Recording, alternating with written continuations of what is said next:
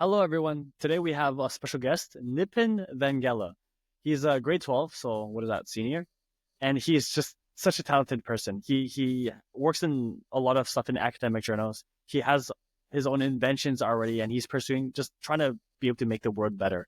And one thing about him that I really like is that he tries to help the poor rather than the rich, and his ambitions and everything like that is surrounded like revolves around that. Anyways, I hope you guys enjoy this episode. Have fun. Tell me how you've been. I guess since the program, since the last time I saw you, how have you been? I've been super busy. So I'm like a senior applying for colleges. Every day I'm just writing essays. It's been a struggle, but I'm really like I really had fun with friends and all that. Going to school every day is it's been a struggle as well, but I'm grinding through it, making it through. Mm. Yeah. It's tough, but if you have the proper motivation, I think it's very, very enriching. It's very Yeah. satisfactory. So let's start with this. Tell me about yourself. Tell me about a bit. Tell me a bit about yourself. I guess, however you want to define yourself, through your projects, through your personality traits, whatever comes to mind, whatever you want to show. Okay. So I mean, about myself, like if you were to ask my friends, the one thing they would like, I think almost all of them would say is that like I'm very like determined and I don't really give up often. Like especially in scenarios where I have like the odds stacked against me. I even then I still try to do my best and put in my all. Like for example, I'm an athlete, so I run track for my school. And you can ask all my teammates. Like I had multiple injuries during the first few seasons of my career, and even through the injuries, I tried to push through, and I even ran a few races with injuries, even though that was not advised. But like, yeah, if you ask people that know me, they'll always tell you like I'm pretty determined, and I have like this strong like grit, and I work hard. Even if I'm not like the best at something, I work hard and try to do my best. I'm actually really happy that you turned like a trait. I want to say like stubbornness or something, and you manifested it in like I guess the most positive way possible. I had a friend, and this is like I'm kind of a personal trainer, at least not professionally, but for a lot of my friends, I train them in mostly the gym, but also in life and other kind of things. And one thing that happened like recently is I have this warm up, and this warm up is probably like 2 3 times everyone else's workout, and it's like tough. It's 75 of each: burpees, push ups, jump lunges, and mountain climbers, and like no break in between. And usually for all my friends, like I push them hard, and they get maybe half of it done, or maybe a little more. I had this one friend, and what you said reminded me of him. He pushed himself super hard. He got the last rep done, immediately fell on the ground unconscious, wide eyes open, like eyes wide open, and it was like Yeah. bad because the first time I ever seen anyone unconscious, I'm like, oh. So now I know my limits for I guess like how far I should push someone, but you kind of remind me of him. It's like it doesn't matter if I'm tired. It doesn't matter if like anything. My mind can handle anything. And then he just boom. Yeah. So I love that about you. How does that affect you when you're trying to achieve your goals, let's say professionally, academically? How does that help you? Yeah, so definitely like sometimes it can be a negative. Like sometimes I push myself too far and kind of get burnt out. Like especially during AP tests last year, I got I think Ah, a combined of like 5 hours of sleep the whole week studying for tests. And it was just yeah, I'm not very like I kind of go too far sometimes and I don't mm-hmm. really know how to like take a break, but I've come to realization that like valuing my like health and stuff is also very important. And like having a balance between productivity and like rest is also like it's gonna make you even more productive if you have that balance. So I've kind of realized that.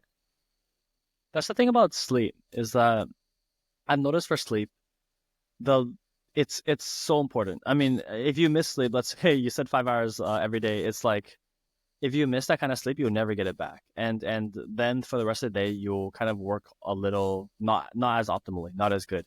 I think one thing that you're right, you should prioritize like is health and those other things because it's important to grind. And I love your attitude towards grinding, towards working hard. But let's say in terms of longevity, like this grind actually paying off and you having like a healthy future that this grind can pay off for also matters. Because let's say if you sleep very little and then the rest of your like health is really bad, then your life expectancy shortens. I'd rather you have that sleep. I'd rather you have that rest and that break. But other than that, I see the drive, I see your mental, I see how you approach situations, and I admire to be like that. That's something I do every day. It's I've been starting to run not marathons, but I ran my first 10K the other day. Yesterday, I ran my first 10K in under 1 hour. Um, and for me, it's like if you asked me 3 or 4 months ago, if for me to run like 1 kilometer or like 1 mile, no, I can't. But I've been pushing myself, and I've been learning that running is definitely one of the best ways to push yourself mentally. It's Yeah. because every second, at least for me, long distance running, every second my mom's telling me to give up. This hurts, that hurts, whatever excuse. And it's more about saying no to the excuse and saying, I'm gonna do this anyways. Then it leads to, if you do it too far, I assume it leads to what you do, injuries and that kind of thing. But it's definitely important to find a fine balance in between. So talk to me about your academics or your life or your career. Okay. Yeah. So like career wise, I want to become a mechanical engineer in the future. That's what I'm applying as to colleges. And the path that I've planned, which is of course destined to change, is go to university for 4 years and then probably get a master's, and then going to a 9 to 5 for about like 10 to 15 years, like accumulate a good amount of wealth, and then just like retire pretty young and start investing into like real estate and all that. And Mm. yeah, just travel a lot. That's like the end goal. Like after working and like getting money and like having like a stable foundation, I just want to like travel and explore. Yeah. Mm-hmm. Let's say in regards to like I guess all that, what have you done right now to ensure that you get there? Mm. Yeah. So like the reason I chose mechanical engineering is that like I truly have a passion for it, and you can kind of see that in most of my extracurriculars and my coursework.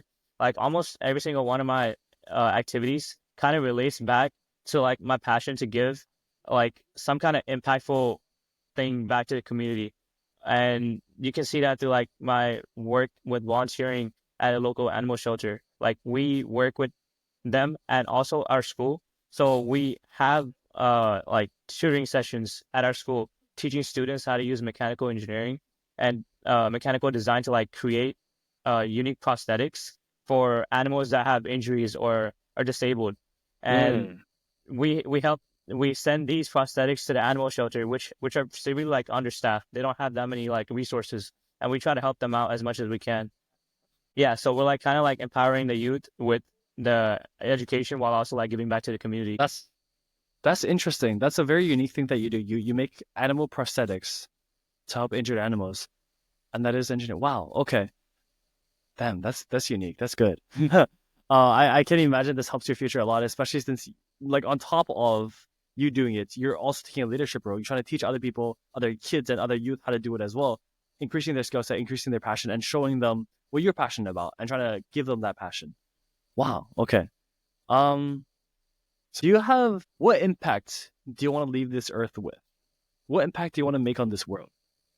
Uh, So like right now, I don't have like a very like specific impact. Like some people say like, oh, I want to become a doctor and save like 1,000 lives or something like that. I don't really have like that specific of impact, but I do know that I want to make like a positive change in society, which lasts longer than I do. So even when I'm gone, I want the change that I've made to last, not because like I did it or because, my name is in it. It's just my work should help other people in some positive way and keep going and have that longevity to like pass through generations. It's I mean not to get too philosophical here, but it's the beauty of I guess human nature to try to leave an impact or try to like that longevity. Where I mean, one of the things that I hear a lot is that one of the ways you can kind of affect this earth even after you pass is you create an invention, you help someone in some way, you do these kinds of things that always have like a long-term impact that people can, let's say, use your inventions or make other inventions based on yours. I think it's a very, very ambitious thing to have, and I actually love it because if you don't aim to change the world in some way, if you don't aim to have like a great impact on the world, you're not gonna have, well, you may not have a meaningful life. Maybe you do, but you might not. Um, and in terms of, I guess, the ambiguity of what you want to have on the earth or like this world is the one way you can approach it is that you look at what profession do you want to do, and it isn't just like what you want to be paid for. It's what makes you feel good, what makes you want to do it forever, without like any money, without getting paid, without all the prestige. What are you passionate about? And then if you don't know a job, you can look to what do you do right now that gives you that passion, that makes you that happy. Can you think of anything? Yeah, actually, this is one thing, like just creating things and just finding like new ways to do something and like pushing the boundaries of what we know so far is like a very important thing, like a core aspect of me. Like right now, I'm in my garage and there's like I have a few couple of research projects that I'm working on, and they're like sitting right here in front of me. And like sometimes I just look back and like see like what I'm making right now, it could actually have like a true impact on society. Like for example, I'm working on like this nano generator, which is like very cheap and super Wow. easy to produce. It's made out of just plastic and like aluminum tape, and it can like power your electric devices using like hydropower. So like if you have a stream of water, you can use a generator. And like what I So hope to like a do with that. pocket renewable energy source. Yes, exactly. Like Wow. it's yeah, it's very small. And I just want like I hope that that invention just allows like communities who don't have access to energy to have that power to access modern technology and resources and like improve their lives. Wow. Even at such a young age, you're already working on these things. You're just trying to create Yeah. these inventions. You know, that's one of the pillars of doing great work, doing great things in this world is that, well, first of all, you start finding what you're passionate about. Then you develop a mastery. Then you start trying to pave your own path for others to follow. And I think you're getting like you're in there somewhere and you're trying to create a path in this nanotechnology, this kind of yeah, like tell me if I'm describing it wrong, but like pocket renewable energy source. Yeah. It's absolutely I amazing. yeah, if you want to, I can like have it right there in front of my shelf. I can like show you how it is. Grab it. Yes. All right, sure. Yeah, so yeah, so it's something like this. So you have it's kind of like this it's made out of plastic, it's 3D printed right now. So you have Mm. this like inner lining of aluminum and Captain. Captain is like this just material which is used in this case as an electrode to like allow for the passage of electrons. And again, there's aluminum on this inside cylinder, so when you spin this around, it creates an electrical charge. So Mm. we just attach this to like a turbine, and then you have your electric generator right there. Wow, that's simple. Wow, Yeah, that's amazing. I yeah, mean, this is definitely one of the precursors or one of the things that tells us that you're going to go on and you're going to become a leader one day. You're going to do great things. And the reason why is because at such an early age, you still have the ambition, you still have the drive. And what stops most people is that the mental part of pushing through all that. And apparently, that's one of your best traits. yeah, That's amazing. Okay. So one thing that you mentioned to me is like for your personal like favorite quote or favorite mantra is time is the only thing that can never be earned back once spent. What does this mean to you? yeah. So this is very. I actually did not make this up on my own or look it up online. One of my professors actually uh told me this. Like my econ teacher at school. He's like, I don't care what you do in my class because in economy, the only thing we care about is management of resources. And right now, the most important resource for you is time as students. So that kind of like really stuck with me because you can get as much money as you want. You can spend it and still earn it back. You can get people's trust. Sometimes you can break it and earn it back, but don't try that. And you can like you can get all these resources and kind of earn it back. But there's this one thing that you cannot get back, which is time. And that's like the most valuable resource because with time you can do anything that you want. And time allows you to, follow your passions, do something fun, travel, anything. And that's the one thing that and also you have a limited amount of time. You can earn more of almost anything, but your time is set. You can't get more, you can't get less. What you have is what you have. So it's just like what I value to, you know, take care the most of how I spend it. And I just like motivates me to be productive with my time or, when I'm enjoy it to my fullest capabilities or when I'm with my family, like value that time. It's just very important for me. Yeah, I think the concept of time is actually such an important one for me personally as well. I mean I grew up until like my second year university, not too ambitious, not too concerned. I mean I was ambitious, but I never considered putting in the effort, putting in the resources or anything like that. And recently, like, and I mean, still back before, I would think there's too much time because I have nothing to do. And honestly, now I've recently everything starting to get rolling. I'm starting to do a lot of things. I'm starting to become more ambitious and working on startups. On if not startups, my full time job. If not full time job, this podcast. So a lot of things going, and I've realized now that there isn't enough time. There's never enough time, and it's been a concept that's starting to like eat me up sometimes because it's like, let's say this, I want to be ambitious, I want to be successful. What for? Right? Let's Some people spend their entire life on being successful and have nothing else to show for it. And I'm scared to be, I guess, kind of like that person. I want to figure out a fine balance about, yes, how I want to impact this world, but how I want to enjoy this world as well.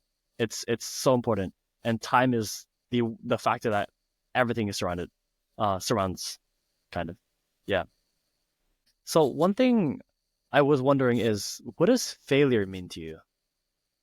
For Mm. someone who is, I guess, stubborn or has these qualities that want to push and excel, how do you fail? How do you take failure?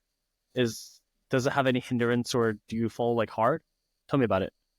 Yeah. So when I feel like I do fail pretty badly, and it's funny sometimes, but I actually value failure because I think like most people actually learn more from failure than their successes.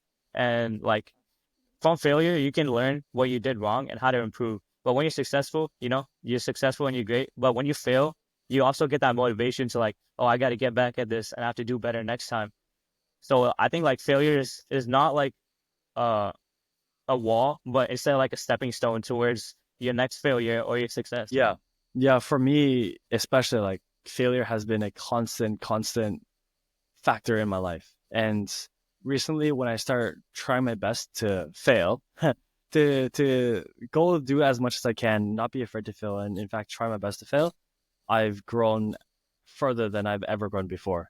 And using failure as fuel, using failure as a way to improve and make yourself stronger and more successful, I think that's just such a beautiful way to look at failure. And on top of that, it complements your kind of confidence, kind of the mental aspect of yourself. It complements it because it's just more to keep going, more to like not stop. That's amazing. Okay. So one thing I wanted to ask you is, on top of your academic, on top of your extracurriculars, one thing you do is, you mentioned, is running. So what sports do you do? I guess, what activities do you do, and what does it mean to you? What impact does it play in your life? Yeah. So aside from track, I like work out. I hit the gym regularly, and I used to play football, and I also play basketball, like recreationally, not too serious. Yeah. What does this mean? Like, the consistency of physical activity in your life. What part do you think it plays in your life? Because obviously it's a priority. Obviously it's something, I guess, that you enjoy. What part does it play, and how do you think it has built you as a person? Yeah, so like physical exercise is kind of like my morning coffee. Like especially like I go to the gym regularly, like about like 5 to 6 times a week.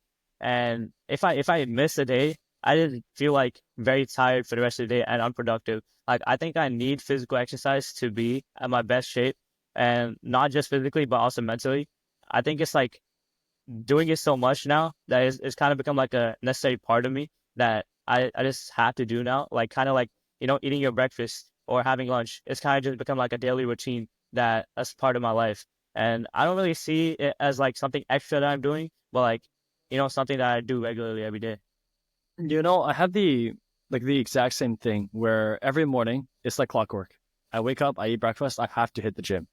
And I Yeah. think I've thought about it a lot, and I've realized that when you hit the gym in the morning, and like, why, if you, let's say, if you don't, the rest of your day might be not as useful, is not as productive, is that there's two things. The first thing is routine. It's important to set your whole life in some sort of routine, some sort of consistency. Because if your life is organized, you can start focusing on excelling and other things. Um, People who don't have routine, people who don't have a balanced life, often are like, have a tendency towards more depressive symptoms, more negative mindsets, and stuff like that. Second thing is, depending on this, how hard or how much you push yourself in the gym, it matters so much. Because let's say this: when I wake up in the morning, the first thing I do is a gym. So the first thing I do is make myself uncomfortable, give myself a challenge, and willingly go there and give myself a challenge and overcome it. The rest of your day is going to feel like nothing compared to this. And when, like, let's say one day, instead of giving yourself a challenge, you give up because let's say you don't go to the gym. That sets the rest of your day up for failure because you no longer have defeated such a big obstacle at the start. You're going through the same thing. Sorry, um, you're gonna go through the rest of your day, and everything's gonna be much harder because the initial obstacle was never defeated. I think the gym for me, especially, like it is the only reason, or like not the only reason, but definitely one of the biggest reasons why I've improved so much because well, first thing is I feel more competent. I set myself a hard goal and to something that is challenging for me to stay like on, and I constantly accomplish it, constantly achieve it, and it makes me feel like I'm a more reliable, more competent person. And then when you add that for the rest of your life, not only do people like you more because you seem like a more competent, confident person, but also you can get more done. You can be more competent in your work in other areas of life as well. Is there anything else you wanted to add on to that? Yeah, yeah. I also say like the gym is kind of like, a stress reliever for me because like if I'm like mad or angry, instead of like taking out other things, I just go to the gym and just take it out on the weights. Like it's just pretty Yeah. easy. And then the rest of the day, you're not angry anymore. You're in a good mood. Yeah. And then also like physical activity, just it's just like what your body is meant to be doing. It kind of like it also like improves your longevity and your lifespan because it just makes you more healthy in general. And Mm-hmm. like not having that is not only gonna make you less active physically, but also gonna kind of impair your mental health as well. Mm-hmm. Yeah, exactly, exactly. It's I know something that a lot of people I guess neglect in their lives is physical activity because they don't realize how much it plays on something, let's say even as simple as your intellect, something as simple as how like your mood and how your day goes. Humans were meant to exercise, humans were meant to have these physical activities, and incorporating it as part of your routine heavily increases the quality of your life and how productive you are. Okay, so one thing that I see, sorry, I'm just going through your resume right now, is that you had a lot of professional experiences like hardware design at Halo Technologies, where you designed drones, I think. Yeah. Yeah. So tell me about your, I guess your more professional, because this is like career, right? Tell me a little bit about your experience there, a little about your career experience and what you learned there. Yeah, so like in my professional experience, especially with my internships and all that, I've really learned to like work with other people because not everyone is on the same page as you, and not everyone works in the same way that you do. Like especially at my internship with Talon, I had like peers working from different parts of the country. Like I had one in Qatar who only was awake for like 2 hours that I was awake. So it was just a constant like battle to like keep our scheduling up to par and making sure that everyone gets in their work done at like the level that we need while also like maintaining the communication together. I think that just like having that professional experience has really improved my like people skills and made me like a better organizer and task like yeah, organizer in general. Hmm. I wanted to ask, what motivates you right now? Right now, I think what motivates me is wanting to like I just take everything that I do as like a stepping stone towards what I want to achieve in the future, which is like, making an impact or having a comfortable life. It's just I see like everything as like, oh, this is gonna help me in some way. Even if it like it's pretty annoying, like doing my homework or something. I'm like, if I do this now, maybe it'll pay off in the future. Yeah. Wow. Yeah. I think motivation is actually a very, very important thing because I mean, let's say you have an improper motivation for a goal, it's gonna heavily impede your progress, heavily impede your, I guess, probability of succeeding with the goal. I mean, one thing I hear very often is people want to be happy, and I'm glad that you said comfortable, because I would have called you out on it. Everyone wants to be happy, and everyone does everything to be happy, and I think it's a very flawed goal because what happens if you're always happy? What happens? And actually, no, same thing. What happens if you're always comfortable? Then you're always looking for something more. Then you're always trying to achieve something more. And at one point, it's just obsolete. I think what's the one fun thing that I have done and I want to kind of talk to you about is the journey. When you do something, and so the first thing you mentioned about your motivation is that you want to be able to change the world. That's good. When you do something, it's very important to focus on the journey. And for me, it's impacted me so much. It's when I go to the gym now, and this sounds horrible, but I want to see how much I can suffer, or I want to see how much I can put myself through, because the amount of character I'm going to develop, the amount of discipline, and how strong, much stronger it's going to make my mental capacity, is insane. When I do a project and everything, I want to do it to the best way, like as best as possible. And one flaw about having happiness as your motivation is that when you pursue happiness, and in doing so, let's say you pursue engineering or something like that, and you come across like a very big roadblock, you can lose sight of the happiness so easily. You can lose sight of, let's say, comfortability so easily. When when you focus on the journey, when you see the roadblock, instead of being like, oh, it's too big, I'm not going to be happy anymore or whatever, you'll see, wow, this is a fun obstacle. I want to learn so much from when I overcome this, right? I think it's a very important thing to shift the focus away from having a comfortable life in the future. Maybe it could be one of your other goals, but shifting it towards how will this develop you as a person? How will this end up making you impact the world? How, like, the entire journey of things. I think it's, yeah. So in your life, I mean, not we just mentioned, I guess, the journey and failure. What is the biggest challenge you actually ever faced in your life? Yeah, so I think the biggest challenge is just kind of like a mental challenge within myself, like knowing that there's people like, of course, I'm never claimed that I'm always the smartest person. I'm never the smartest person. Just like I think the biggest challenge for me is like accepting that there'll be people that are better than me and that can do stuff better than me. But I just have to like make sure that what I do it to my best capabilities, because like I kind of like get let down a lot when I see like my peers take the same test as me, and they get more than me while I don't get as much. And I like put in a lot of effort to get a good score, but I still don't do good. And I kind of brings me down a lot, because I'm like, oh, what if I what if I don't become anything? And then they just go ahead and I'm just left here. And even though I'm trying to do my best, it just doesn't work out. So I think that's like the biggest fear that I have. And that challenge of like, you know, thinking that I can't get to what I want to be just because like other people are doing better than me and I can't get to that level is like kind of brings me down. And I'm trying to get over that and kind of like focus on myself and just doing what I can do the most. It's one thing that happened. I mean, me and my friends recently talked about a lot is we met this guy, and he's in first year university, and he skipped a grade, so he's like 17, and he's already published so many journals. He's already like a big name in a lot of things, and he on top of that he plays like sports, and he's like top of the top in sports. And then a lot of my friends would always be jealous or always say, wow, why is this guy that much better than me? And one thing that I think about, and I might be right, I might be wrong, but what I use is that everyone goes at their own pace. Although it's fun I think it's important to compare yourself to other people to kind of have some kind of standard and something else to motivate yourself.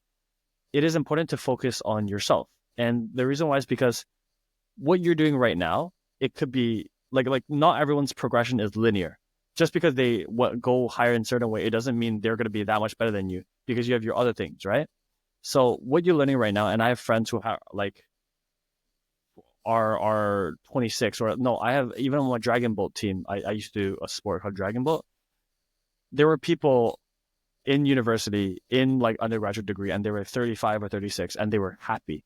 And the reason why is because they understood that people go at their own pace and they can learn at their own pace. Them compared to the previous self, as long as you're always better than who you were previously, that's all that matters.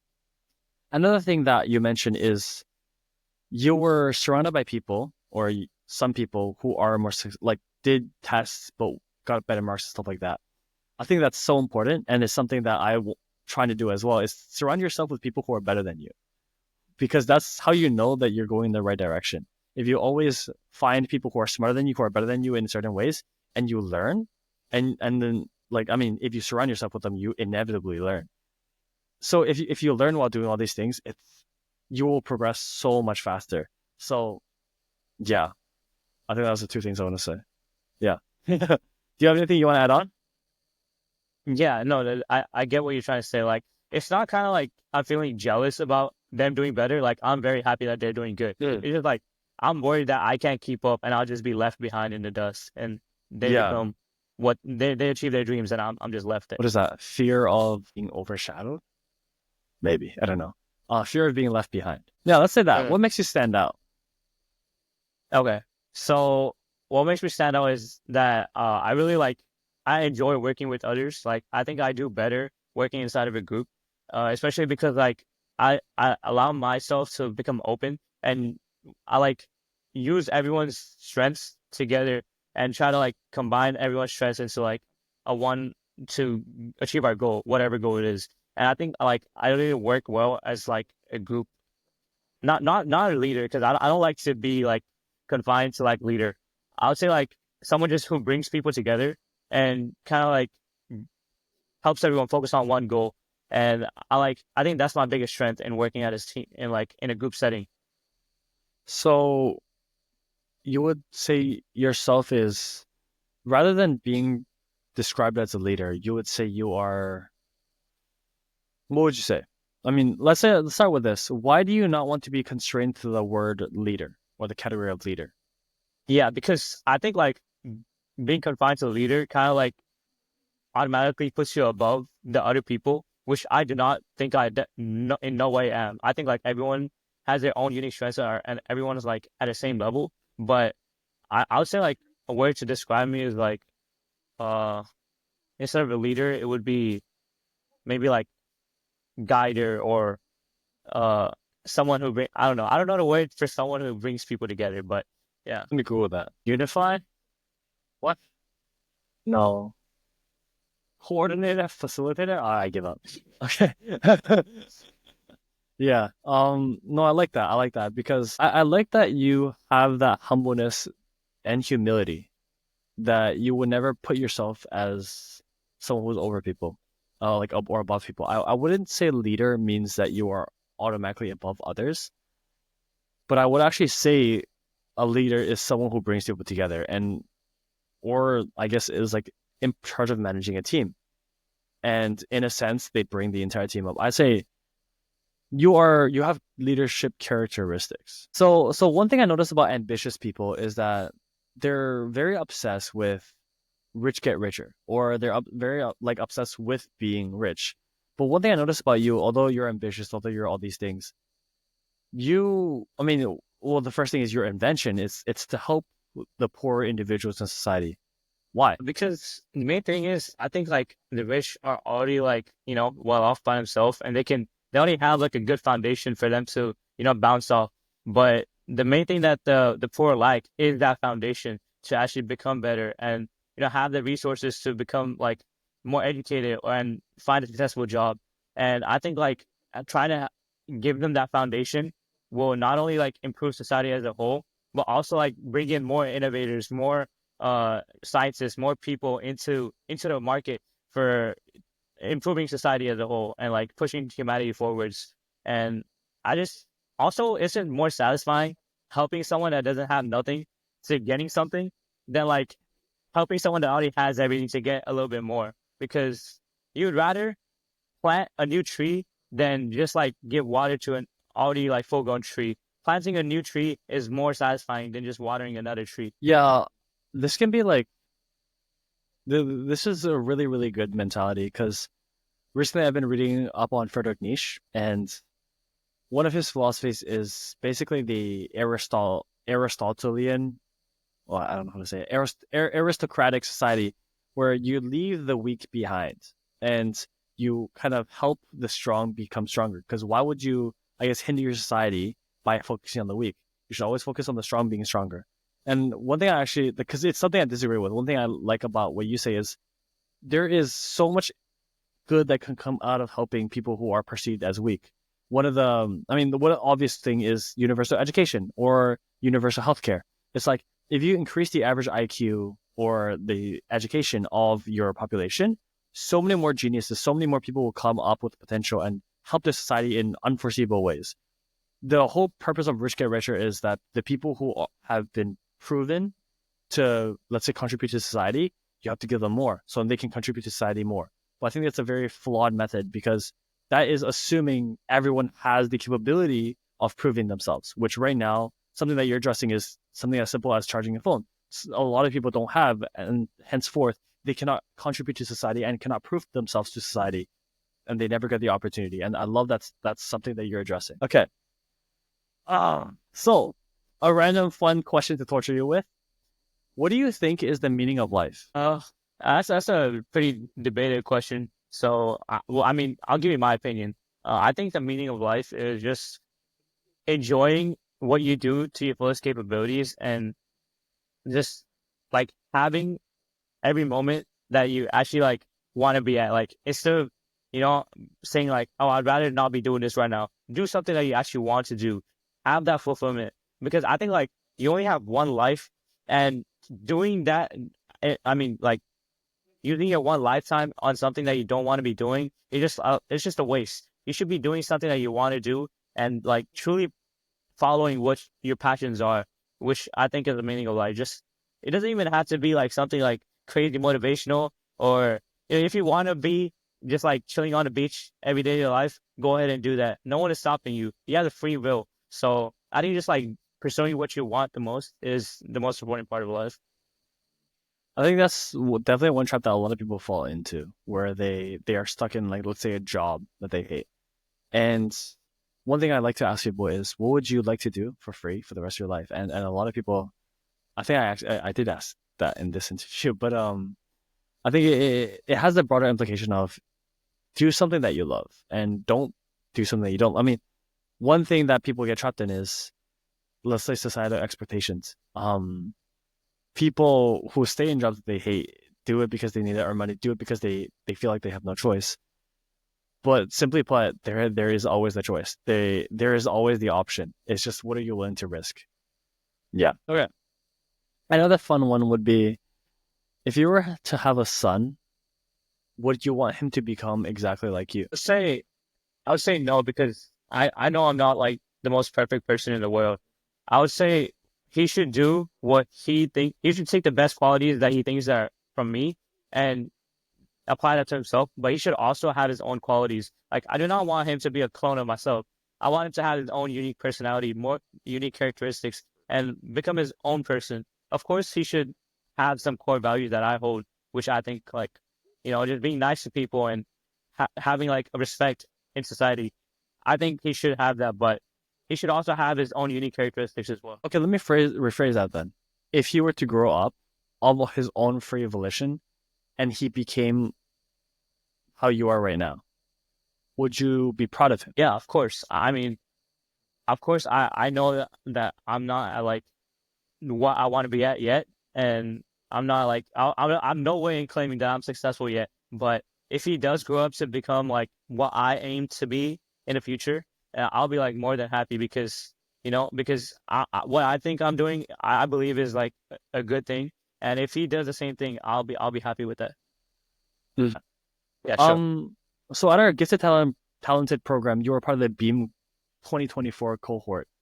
Tell me about your experience there. Did you learn a lot? Did it change you, or I guess in any way?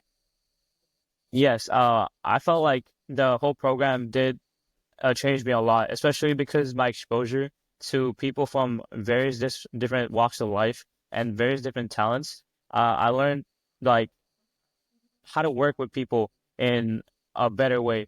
For example, like in my group, we had people who were better at like uh, engineering, and some people were better at coding, and some people were better at managing, and we really like came together, especially with like creating a company idea. Really like use our skills together in the most efficient way to arrive at our goal. And also, I learned at Beam that not everything is about becoming the best at something or like being very competitive. Sometimes you have to like take a step back and like enjoy what you have right now and like look around with the people that surround you and be thankful for what you have and you know, of course, strive to be better, but don't like look at yourself right now and say like, oh, this is not good at all where I'm at right now, and like I hate where I'm at right now. You should be satisfied with what you are, but still have the hunger to do better. Yeah, I think that's actually such an important lesson that you learned. Wow. One thing I actually really liked about the program is that you're surrounded, yes, you're surrounded by people from all walks of life, but most of them have the same motivation that, or some sense of motivation that you have. People who want to do good, who are ambitious and who wants to like pursue something different. or pursue something better. I think it's so important that when you're surrounded by people in that environment, you learn from them, or you also teach other people the ambition that you have and the way that you view life and kind of spread it with everyone. So one thing I wanted to bring up is you have a lot of engagement with academic journals. Can you tell me about that?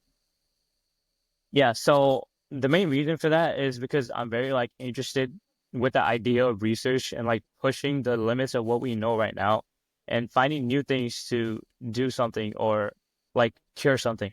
And that can be seen in like my various projects like the nano generator. And then the other research that I'm working on is like a soft robot to clean up ocean trash because like traditional robots, they're kind of made out of metal and in the ocean they corrode. So a better option would be using a soft robot that's made out of silicone and kind of behaves like your hand and has the dexterity to pick up like all types of shapes of trash. So you can really like clean up almost anything instead of just like a regular robot that can only pick up like circular objects or, something that's in like a spherical shape. I'm also like part of the UCI Gaddy Academic Journal editorial board, where we hope to establish like a research journal for high school students to publish their research. And I play a part on the editorial team on the game science side, where I believe like we can help improve the exposure of game science because right now I think most people, the majority, just think like video games are just like a leisure time and they don't really have that much value. But we want to like expose people to the possible like implementations of video games and how they can improve our lives. So you're not only involved in writing academic journals, you're also involved in the what's it called, the admin portion as well. That's amazing. So I guess overall, you took the physicality, like the mindset of a runner, someone like, I mean, I'd say for running mostly is that you don't give up and you push yourself to be better. You took that entire mindset and you applied it to the rest of your life, and you're super ambitious. Someone who is this young, just you're grade 12, right? Someone who's in grade 12 already has created so many inventions, already is working on academic journal submissions and working also on the editorial board for an academic journal. And also, what's it called? The club thing. What's that called? And also helping doing a lot of extracurriculars, helping create prosthetic limbs for animals. That is an amazing resume you have there. That's an amazing life, and I'm honestly very glad to be able to interview you. Someone who's so ambitious, and not just ambitious, but has the mindset and has the clarity, or like the foresight to do something about your life right now and to work on so many things. That is actually genuinely impressive. So I wanted to thank you for coming here today, giving me a really good interview, telling me so much about yourself and all these things that you are accomplishing. And I hope next time I talk to you to hear about where you are then. Talk to you in a few years or whatever. See how successful you are. See all you've done, because you're only in grade 12 right now. When I was in grade 12, I did not do nearly as much as you. So I'm genuinely curious to see everything that you do in the future. Yeah, thank you. That means a lot. Like I hope that, I can keep further doing the things that I like to do and, try to make an impact in the future and, just keep going ahead from now on. Thank you everyone for listening to this episode with Nipun Vangala. He's just honestly such a talented individual, and I think I'm going to take this away from this episode, and I hope you guys are too. Just get more stuff done in your life. If you're ambitious, that's cool, but competence matters. And he goes out there, he gets so much done. His resume at such a young age is already so stacked. Anyways, thank you everyone for listening. Bye bye.